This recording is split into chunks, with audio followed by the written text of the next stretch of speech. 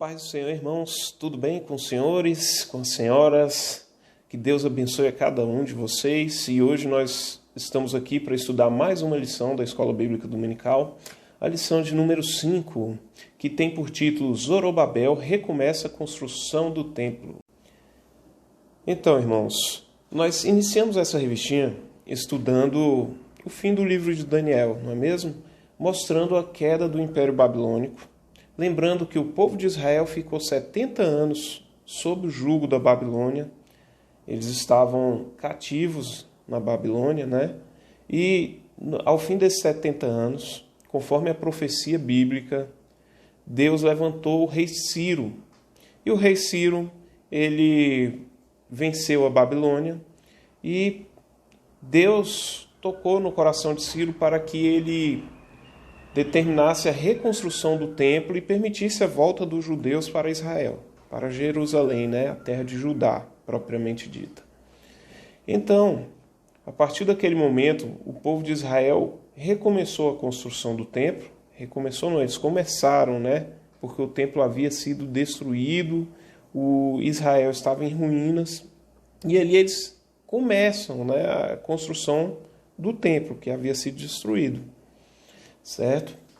Então, após esse início, né, nós vimos na última aula que levantou-se uma oposição contra a reconstrução do templo, contra o que o povo de Israel vinha fazendo, mesmo principalmente dos samaritanos, que tentaram prejudicar e acabaram atrasando essa obra. Agora, tempos depois, nós vemos que Deus ele levanta dois profetas, Ageu e Zacarias. E Ageu e Zacarias eles falam ao povo, e a partir daquele momento Deus ele age e ele vai motivar o povo de Israel para prosseguir na caminhada de reconstrução do templo. Então vamos à nossa leitura bíblica em classe. Leremos Esdras 5, 1 e 2, Ageu 1, versículos 1 e 12, e Zacarias 4, versículos do 6 ao 10. Vamos lá. Esdras 5, versículo 1. E Ageu, profeta, e Zacarias, filho de Ido, profeta, profetizaram aos judeus que estavam em Judá e em Jerusalém, em nome do Deus de Israel, lhes profetizaram. Então se levantaram Zorobabel, filho de Sealtiel, e Jesuá, filho de Josadaque, e começaram a edificar a casa de Deus, que está em Jerusalém, e eles e os profetas de Deus os que os ajudavam. Ageu 1, versículo 1. No ano segundo do rei Dário, no 6º mês, no 1º dia do mês, veio a palavra do Senhor, pelo ministério do profeta Ageu, a Zorobabel, filho de Sealtiel, príncipe de Judá, e a Josué, filho de Josadaque, o sumo sacerdote, dizendo, versículo 12. Então ouviu Zorobabel, filho de Sealtiel, e Josué, filho de Josadaque, sumo sacerdote, e todo o resto do povo, a voz do Senhor, seu Deus, e as palavras do profeta Ageu, como o Senhor, seu Deus, o tinham enviado, e temeu o povo diante do Senhor. Zacarias 4. E respondeu e me falou, dizendo, esta é a palavra do Senhor a Zorobabel, dizendo, não por força nem por violência, mas pelo meu espírito, diz o Senhor dos Exércitos. Versículo 7. Quem és tu, ó monte grande? Diante de Zorobabel serás uma campina, porque ele trará a primeira pedra com aclamações. Graça, graça a ela. E a palavra do Senhor veio a mim, dizendo, as mãos de Zorobabel têm fundado esta casa, também suas mãos a acabarão, para que saibais que o Senhor dos Exércitos me enviou a vós. Porque quem despreza o dia das coisas pequenas, pois esse se alegrará, vendo o prumo na mão de Zorobabel, São os 7 olhos do Senhor que discorrem por toda a terra, que discorrem por toda a terra.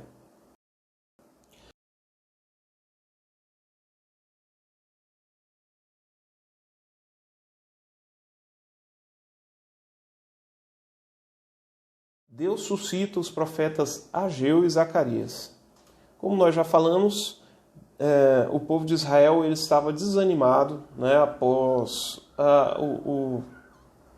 os inimigos, vamos colocar assim, né, a oposição que enfrentaram dos samaritanos e que trouxe consequências administrativas para a construção do templo. Só que não eram apenas um desânimo, irmãos. Se nós formos analisar, a revista não traz o texto todo, né? Ela trouxe versículos picados, mas eu recomendo a leitura de Ageu, o capítulo 1 inteiro. Nós iremos perceber que o povo de Deus foi repreendido pelo Senhor, porque o povo de Deus, eles começaram a desprezar, eles deixaram de lado toda a atividade espiritual, a vida espiritual deles, porque a vida espiritual de Israel ela estava em torno do templo, porque no templo eram feitos os sacrifícios, no templo ocorria a adoração. Então, como eles enfrentaram problemas, enfrentaram coisas que atrasaram a obra, o povo de Israel começou a cuidar de sua vida e não se importou mais com isso. Eles deram prioridade a outras coisas. Nós vamos ver que Deus ele levanta os profetas não só para encorajar o povo, mas também para repreender a postura do povo que havia praticamente desistido da vida espiritual. Eles deixavam para o último, sempre falavam, não, vou fazer minhas coisas primeiro e depois nós vamos correr atrás para tentar fazer alguma coisa, ver se a gente consegue construir o templo, né, correr atrás dessa situação. Eles não estavam correndo atrás, eles estavam priorizando suas próprias coisas. Por este mesmo motivo, Deus repreende eles no livro de Ageu, capítulo 1. Recomendo a leitura. Amém? E Deus levanta esses 2 profetas e eles chegam de surpresa em Jerusalém, né, como nós vemos em Esdras 5, versículo 1. Ageu e Zacarias. E eles trazem a mensagem. E na época, o líder político de Israel era Zorobabel. E Zorobabel, bem como Josué, que era vamos dizer assim, o sacerdote, líder espiritual do povo, eles recebem aquela palavra como uma palavra de Deus. E o povo de Israel ele se enganja nessa causa, né? Então nós vamos ver aqui que a partir daquele momento tudo foi diferente. O povo de Israel, eles tomaram uma postura diferente diante de Deus. Então, irmãos, aquela mensagem que os profetas trouxeram, ela trouxe resultados, certo? Porque o próprio Deus agiu no povo e fez com que o povo respondesse aquilo. Nós aprendemos que o próprio Deus intervém. O próprio Deus gera avivamentos, né? Muitas vezes nós achamos que vamos trazer os avivamentos de Deus, lembrando que avivamento é um retorno às Escrituras, um retorno à obra correta de Deus, né? E nós achamos que vamos fazer isso pela nossa própria força, mas não. Nós dependemos do próprio Deus para avivar a sua obra, né? Então, o povo de Deus, ele responde à mensagem dos profetas. Os líderes de Israel, como está lá em Esdras 5, versículo 2, eles criam coragem, o povo foi renovado. Os profetas de Deus, eles não só trouxeram a mensagem, eles também ajudaram, eles ficaram e eles ajudaram na construção, né? Isso também traz uma lição para nós, que não adianta muitas vezes a gente só usar da boca para fora ou achar que Deus vai nos usar sem nos envolver com aquela causa, né? Então a obra de Deus ela requer envolvimento. Não adianta você trazer algo para alguém, uma mensagem para alguém, se você não for se envolver com a causa daquela pessoa, certo? Essa é uma um aprendizado para que nós possamos aplicar em nossas vidas. Então, os inimigos se levantam, é claro, né? Perguntaram quem havia dado ordem para a construção. Né? Foram ao rei Dario, o rei Dário, ou Dario, né? Acusar os judeus pela reconstrução. Uma vez, o povo de Deus correu atrás e foi confirmada a ordem de Ciro pelo rei Dario. E a construção continuou, porque era vontade de Deus, né? Então, como Deus agiu, o próprio Deus, ele faz com que as coisas aconteçam, que tudo dê certo. Amém? Lembrando que nós vamos ver aqui, às vezes há alguma confusão entre Ciro, Dario, certo? São todos da mesma família, vamos colocar assim, são uma série de reis que eram da mesma família. Então, irmãos, o impulso espiritual dado pelos profetas continuou dominando os construtores até a consumação da obra, certo? Eles tiveram ânimo e, além de construir, aperfeiçoaram a obra. Está lá em Esdras 6, versículo 14, certo? Eles foram até o fim. E isso também nos remete que nós devemos finalizar as coisas que nós colocamos em nosso coração para fazer para Deus. Pedir a Deus a força, o encorajamento para ir até o fim.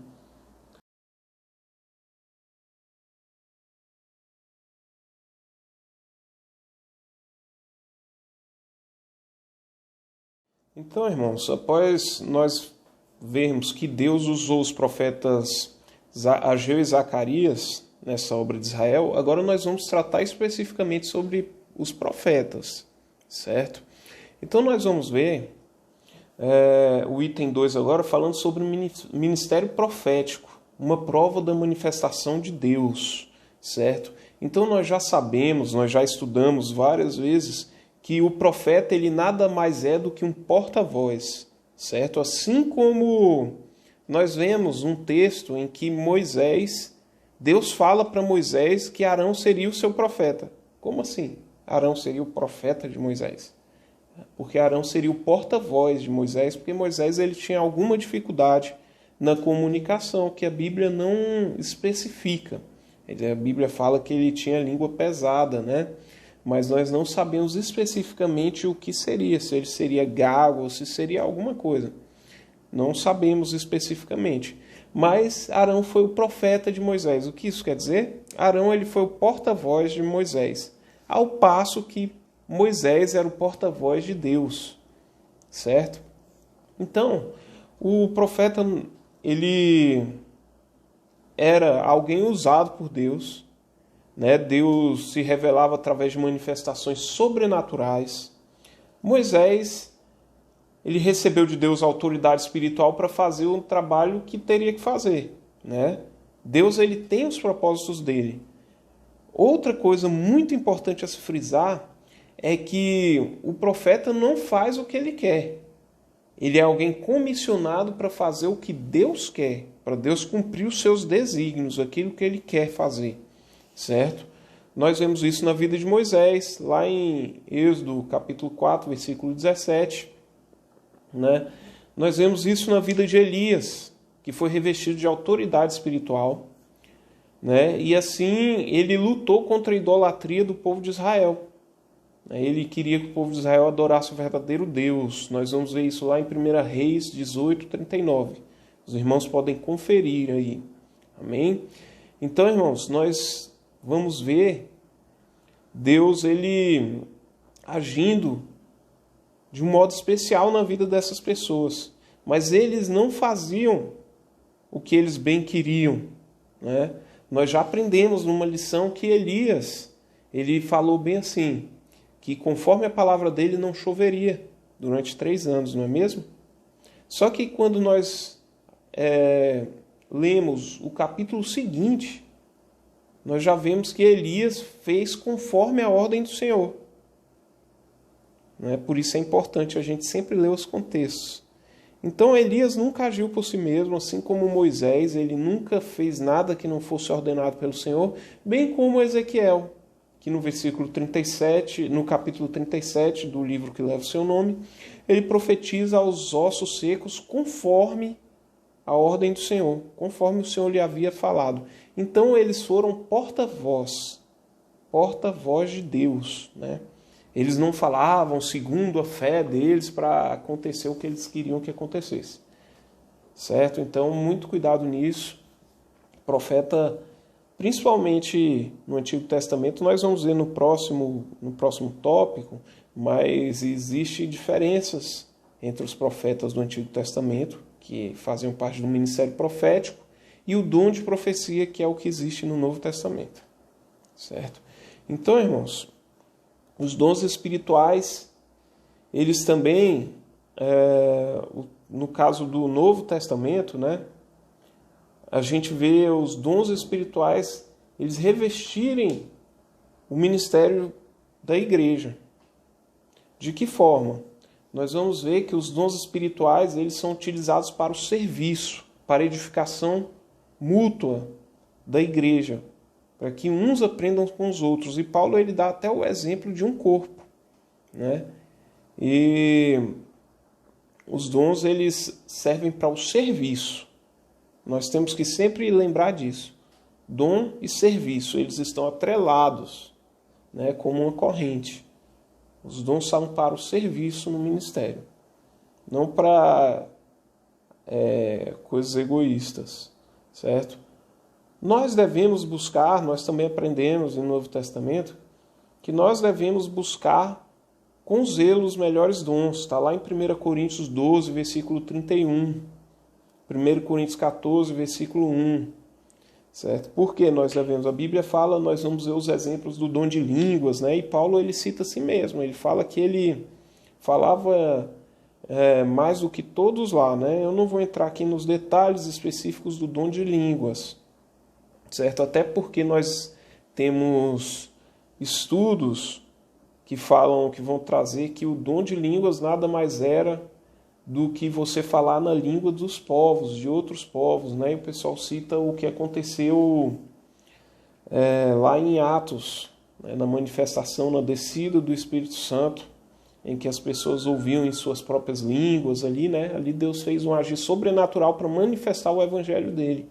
Entretanto, irmãos, há outros estudiosos, pessoas sérias, que defendem que o dom de línguas realmente é línguas estranhas ou línguas desconhecidas. Até mesmo o próprio John Piper, né, que é um dos estudiosos da Bíblia mais respeitados, ele defende isso, que de fato o dom de línguas eles seriam falar em outras línguas.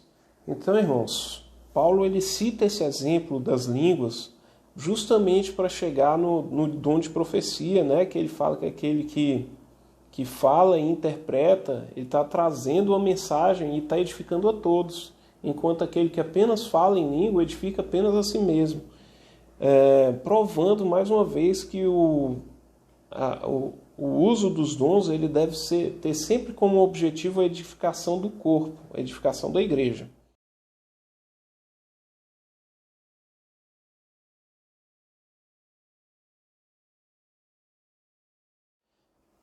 Então, irmãos, nós estamos indo agora para o tópico 3, que vai falar sobre o ministério de profeta à luz da Bíblia, certo? No Velho Testamento, o ministério existia, na realidade, esse ministério profético, né? Um ministério totalmente voltado para profecias. O que acontece? Deus ele utilizou os profetas como seus oráculos, como os transmissores da sua mensagem, como os transmissores da sua própria palavra. O profeta ele era consultado nos assuntos espirituais e materiais. Ele era a pessoa, era como autoridade designada por Deus para resolver as situações, né? Nós vemos que Ezequiel foi consultado pelos anciãos, lá em Ezequiel 20, versículo 2. O profeta Samuel foi consultado tantas vezes por Saul. Moisés, ele transmitia aos anciãos o que Deus lhe falava. Então, o profeta, ele era praticamente um mediador entre os homens e o próprio Deus, né? Os homens traziam suas colocações e o profeta ele trazia o que Deus achava a respeito daquilo, certo? Esse era o ministério, sem contar que os profetas eles foram os responsáveis por escrever todo o Velho Testamento, né? E também por manifestar através das escrituras do Velho Testamento e através das suas profecias a respeito da vinda do Messias, que seria Jesus. E isso foi um dos principais desígnios dos profetas. Eles apontaram para a vinda do Salvador. Já olhando para o Novo Testamento, nós vemos algumas diferenças, algumas grandes diferenças. Por exemplo, primeiramente, os profetas, não existe um ministério profético. O que existe é o dom de profecia. Pessoas a quem Deus dá esse dom para o serviço da igreja. Alguns pontos importantes. Os profetas no Novo Testamento, pessoas que têm esse dom de profecia, eles não foram os escritores do Novo Testamento. Quem substituiu o ministério profético não foram pessoas com o dom de profecia, qualquer um que tem um dom. Foram os apóstolos. Então, uma coisa importante, irmãos. Quem substituiu o ministério profético do Antigo Testamento? No Novo Testamento, os substitutos são os apóstolos escolhidos por Cristo. Isto é, os 12 e Paulo. São os apóstolos que substituíram o ministério profético. Eles foram os responsáveis pela doutrina bíblica que nós temos até hoje, como o Novo Testamento. Eles foram os responsáveis por estabelecer os pilares da igreja de acordo com os fundamentos dados por Cristo. Certo? Outro ponto importante a respeito do profeta no Novo Testamento. No Antigo Testamento, o que os profetas falavam, eles tinham um peso quase canônico. Eu não vou dizer que tinham o mesmo peso das escrituras já que tinham até aquela época, mas era praticamente o mesmo peso. No Novo Testamento, de forma alguma. O profeta ele não traz doutrina. Isso é uma coisa muito importante.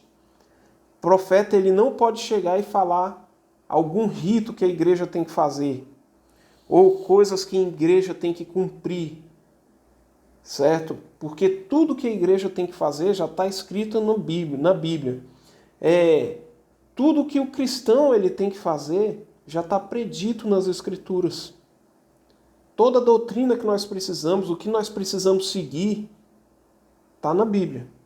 Então qual seria a função da pessoa que tem um dom profético no Novo Testamento? Nós vamos ver em Efésios capítulo 4, nós vamos ver em Coríntios, que essas pessoas, o serviço delas era consolar. A principal atribuição do profeta no Novo Testamento era ensinar e consolar os irmãos. Certo? Além disso, nós cremos que o profeta ele pode trazer ele pode falar para a igreja, chamar a atenção da igreja a respeito de algo da Escritura que não esteja sendo cumprido, ou alertar a igreja a respeito de algo que possa acontecer, que Deus lhe mostrou. Assim como Ágabo alertou Paulo, né, de que ele seria preso. Então, o profeta ele pode trazer esses alertas.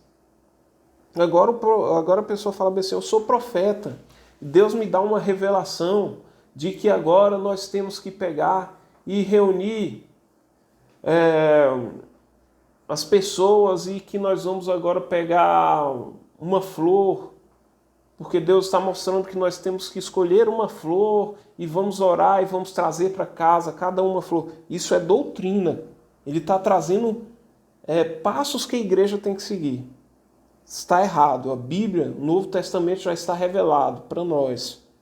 Nós não temos como trazer novos ensinos, novos ritos do que a igreja tem que seguir. Isso já está revelado nas Escrituras. Nós temos que dar 70 voltas não sei aonde. São ritos que a igreja deve seguir. A Bíblia fala sobre isso. São questionamentos. Por quê? O profeta ele não traz doutrina para a igreja. Ele não nos ensina o que nós devemos fazer. Certo? O profeta, hoje em dia, Deus ele deixou os dons para o serviço ministerial, como eu já falei. Né? E os profetas, eles não devem ser consultados como os oráculos de Deus, ou como um intermediador entre Deus e nós. Eu vou ali perguntar para a pessoa de tal que ela é uma profeta, ou ele é uma profeta, um profeta, e ele vai me trazer, vai me falar o que Deus quer da minha vida. No Novo Testamento não funciona assim. Nós temos pastores que são instruídos por Deus e eles nos aconselham. O aconselhamento, ele faz parte da doutrina do Novo Testamento, da doutrina da igreja. É comum os cristãos se aconselharem com pessoas que têm sabedoria de Deus. Agora, não achar que por aquela pessoa ser uma profeta, tudo que ela falar vai ser o que o próprio Deus está falando. Certo?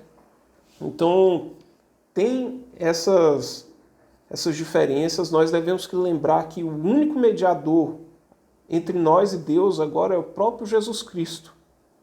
Os profetas não mediam nada. Os profetas não. Pessoas que têm o dom de profecia. Né? Então, é um erro doutrinário nós acharmos que nós vamos consultar uma pessoa a quem nós consideramos um profeta e pensar que tudo que ele falar é o que o próprio Deus está dizendo. Nós temos que ter discernimento, certo? Então é isso que nós temos para essa aula. Eu agradeço a participação dos irmãos. Estou aberto a perguntas. Aquilo que eu souber, eu vou colaborar com os irmãos. Aquilo que eu não souber, eu vou pesquisar e perguntar a quem saiba para que nós possamos esclarecer qualquer dúvida que venha aparecer. Tá ok? Um abraço a todos.